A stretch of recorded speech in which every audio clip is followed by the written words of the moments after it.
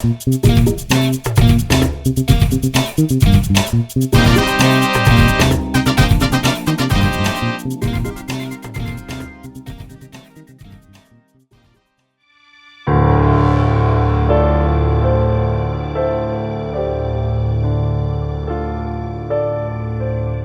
see, a lot of people in Nigeria, in fact, 99% of people I have talked to, the question they always ask is that, why is petrol not cheap in Nigeria since we produce it? Okay? And I think that's a very big mistake, because it is not the whether we produce oil in Nigeria that is important as a driver of the price of fuel. What drives the price of fuel? The most important decisive factor, instigating factor in the pricing of fuel is the Naira exchange rate. I want you to understand it very well. And in order that you understand it, I will say it 3 times. The issue of fuel price and subsidy are all predicated on the Naira exchange rate. In other words, if the Naira falls to 500 Naira to $1, you'll find that the price of petrol would also rise accordingly. If, on the other hand, the price of the Naira, or the dollar, for example, falls to 150 Naira to $1, you will find that the price of petrol will fall to about 130, 140 Naira per liter. So you will, by that analysis, you will find that I'm not saying that the price of petrol and the need for subsidy is directly dependent on crude oil price. No, the advantage of having crude oil in our backyard is that we can sell it for dollars. It means that the more crude oil we sell, the more dollars we earn. That is why when the price of crude oil rose as high as about $150 per barrel a few years back, our reserves went to about $60 billion or thereabouts. Okay? That is what we should get. Now, the point is, you would expect that as the volume or value of dollars we are earning is increasing, it will be increasing at a rate that is faster than the growth of the Naira supply. So consequently, what should be your net gain of being a producer of crude oil should be a stronger Naira, because you earn more dollars when you sell your crude oil at a good price and in good quantities. So you must have a stronger Naira because you are earning so much dollars anyhow. Indeed, the surprising thing is that possibly over 60% of Nigeria's income, of the federal government income, comes from oil. So it means that you actually are earning more dollars than Naira. In an environment in which you are earning more dollars than Naira, your Naira should continue to grow stronger, not weaker. Unfortunately, that is what we are having. We have a situation where we have the gearbox, the gear drive of a car, of the economy, in reverse. It is in reverse because all the indices that drives diversification of economy, economic expansion, and all that, all those indices are indices which are traceable back to the value of money. So you have a situation where if you want your price of crude oil, price of petrol to come down, then you have to make your Naira stronger. And you can make your Naira stronger if you have more dollars than Naira. Conversely also, you can make your Naira weaker when you have more Naira than dollars. For example, when you are in the market, and you're a market where things are auctioned, if you want to auction anything, you would have to be expecting to get a bigger sum of money, a higher sum of money for whatever you want to auction. Because if I bring my pen or whatever now and say I want to auction it, obviously I will only sell it to somebody who is offering me a higher price, naturally, okay? But if, on the other hand, you have a central bank of a country auctioning a foreign currency against its own currency, isn't that madness? Because the process of you, a central bank manager or central bank itself, Nigeria itself, auctioning a foreign currency. Already the process of auctioning, the concept of auctioning, means that central bank governor or whoever it is expecting that whoever is going to sell this dollar to will give him more Naira. So the process of determining your exchange rate is already faulty ab initio, because your own custodian of your local currency is auctioning another currency against its own in a market that agency of government admits is suffocated with Naira liquidity.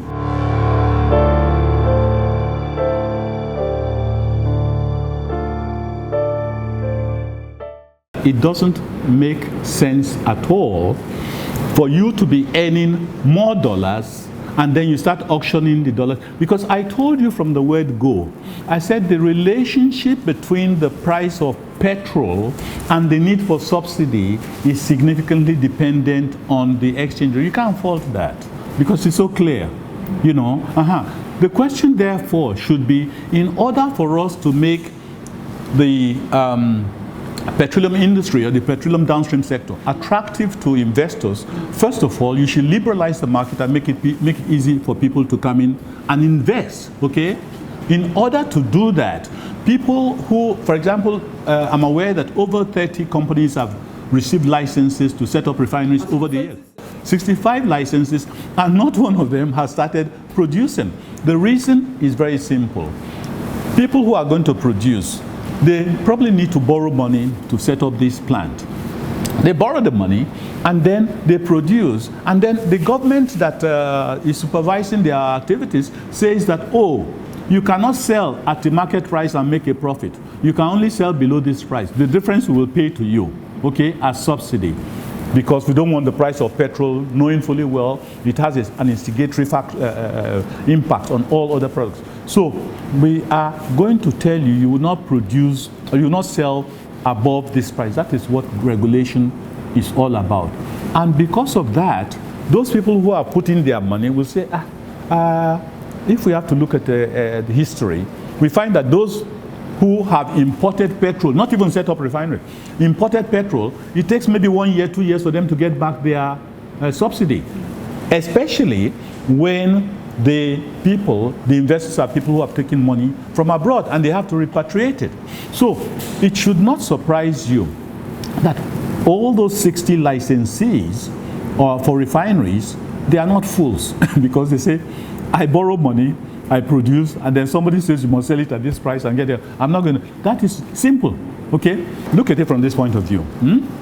You have a situation in the market where you have, maybe I should use this example. Let's assume that we earn $1 billion in 1 month, which is distributable to the 3 tiers of government because government owns the money, okay?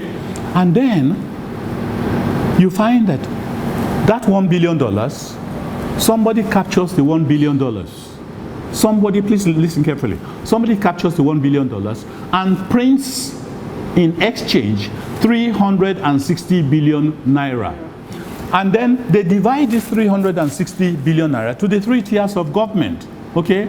The 3 tiers of government have no choice but to domicile this money either in the Treasury single account or in commercial banks. If they put it in the Treasury single account, ultimately it will filter back to the commercial banks once the MDA start to spend the money. So what you find is that you now have 360 billion in money, fresh money in the open market.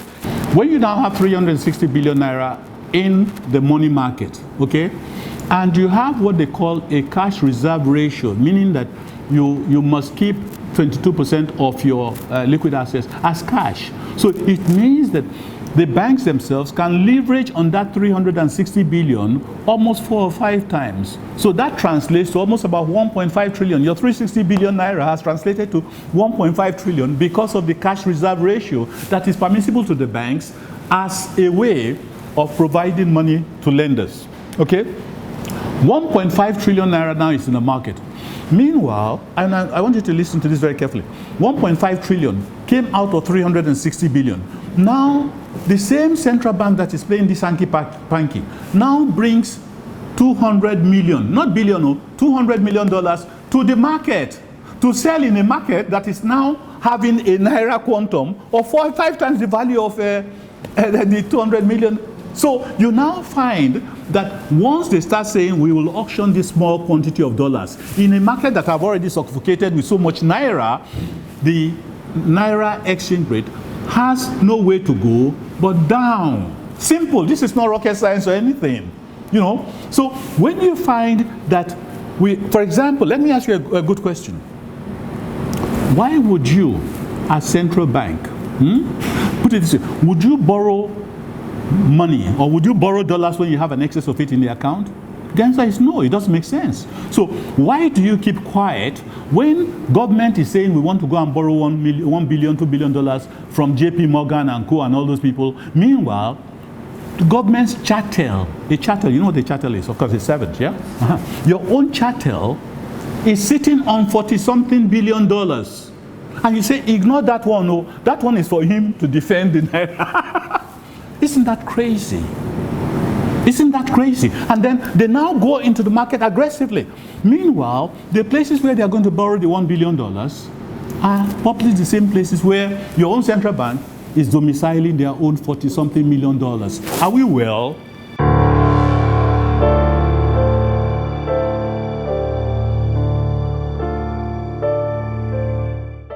In 1998, 99 or thereabouts, when my Abacha was living, and Abacha ran the country with $4 billion worth of reserves, which was only supposed to be 4 months import cover. And the exchange rate remained at 18 Naira to $1 for those 4 years. And we had not more than $4 billion. $4 billion. And the exchange rate remained at 18 Naira to $1. Now we came to a point where we had $60 billion worth of reserves, and we were told that that $60 billion would keep us for 25 months, 26, 30 months import cover. When the $4 billion we had during Abacha's time could only cover us for 4 months. And yet the exchange rate remains stable at 18 Naira to $1. Now, think of it when you now have $60 billion and you have been misinformed that, oh, we have 36. A lot of people even said it at that time, that we have 36 months import cover. Did your exchange rate improve? If you have 36 months import cover compared to 4 months, shouldn't you have a stronger exchange rate? That is the nonsense they keep preaching, and people are swallowing it.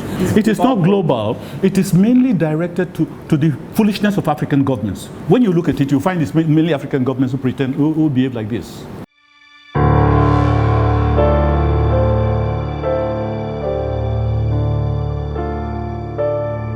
The government will never be able to create buffers. I can assure you that.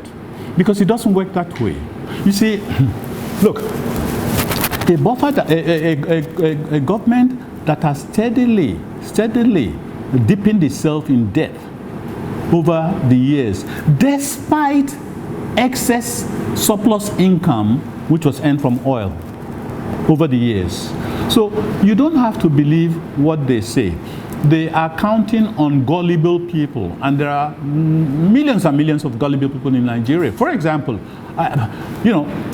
why haven't you asked the question, why are we borrowing $1 billion from abroad when central bank is sitting on $40-something billion? Why is the central bank continuously mopping up what they call excess liquidity? To mop up what is excess is to try to clean up the space. Okay, and if you are mopping up excess liquidity, it means you have surplus Naira. And when they say they mop up excess liquidity, it's not for free. They borrow their own money from the banks, just like in the foreign exchange market. We borrow what we have in excess. We have dollars in excess, and we are going to borrow dollars at X amount, 7%, 10%, or whatever. Meanwhile, our own dollars of 40-something is only earning 1 or 2% interest. This is the reason why I say they count on the gullibility of the populace. And unfortunately, there isn't much attempt for the populace itself to free themselves from that ignorance, and this is real.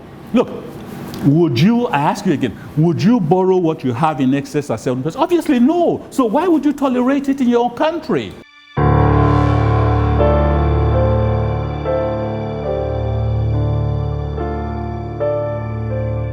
The government can never take away subsidy until they realign the exchange rate of the Naira. It's so simple.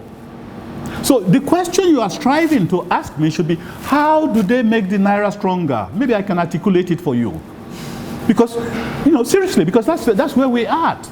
It's not that the Naira is weak by itself. I'm telling you that the central bank and the government are deliberately, consciously weakening the Naira by the process of capturing the dollars, by the process whereby central bank captures the dollar, prints Naira in replacement. That Naira jams the cash reserve ratio in the banks, explodes the liquidity supply of money supply of a Naira, and consequently requires that the central bank goes back to the same market to borrow what it put there at 10-15%, not because they want to use the money they are borrowing, but just to keep it idle and stop inflation from rising. Because once inflation starts rising, the exchange rate will fall, the price of fuel will continue to go high.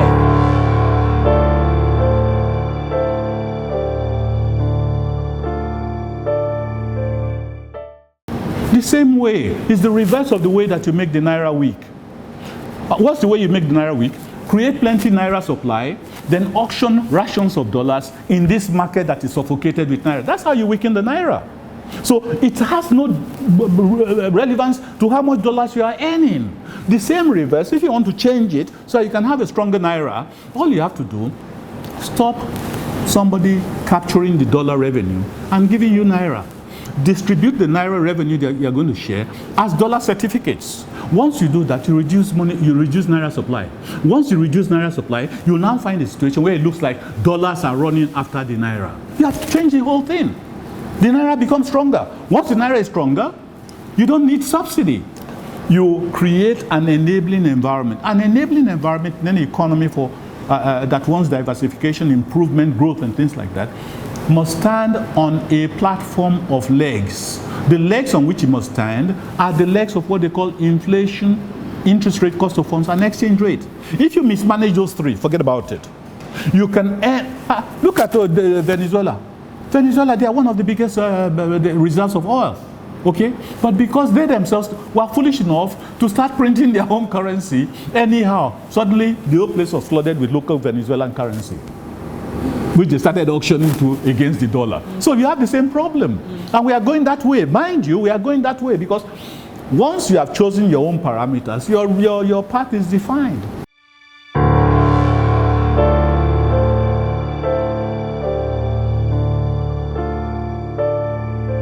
It is not the government's work to be developing businesses and things like that, okay?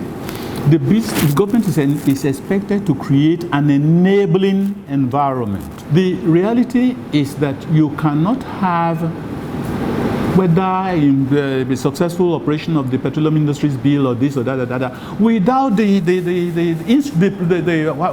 pillars. I am emphasizing, and I want you to think. The three legs. Without that one, forget about it. The government itself cannot. Look, the government is supposed to collect income from people as taxes and things like that. Where will the taxes come from if all industries are collapsing and people are being sent out of work? On the other hand, if government is able to say inflation is 1 or 2%, okay, what do you think that would immediately mean? It would mean that instead of you and I losing 10% of our purchasing income every year, and in 5 years losing 50% of our purchasing income, we'll only be losing maybe 10% of our purchasing income. What does that imply for industrialists? It means that their production schedule can be stable. They can continue to employ people as before.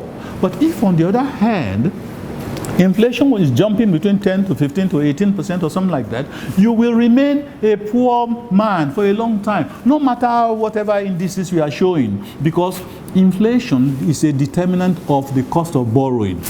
You wouldn't lend me 1 million naira at 10% and get 1.1 million in a year's time when inflation is at 20%. You would have lost. If you now have your own government borrowing back its own money at 15 or 20%, why would the banks want to do any work? Because government investments are safe and secure. So for you to be competing in the market for the funds that are available there and creating a problem for the real sector, who you are expecting will expand the cotton industry, the food industry, this one industry, automobile industry, the petroleum industry, motor industry, they are all the same. They are driven by the same factors.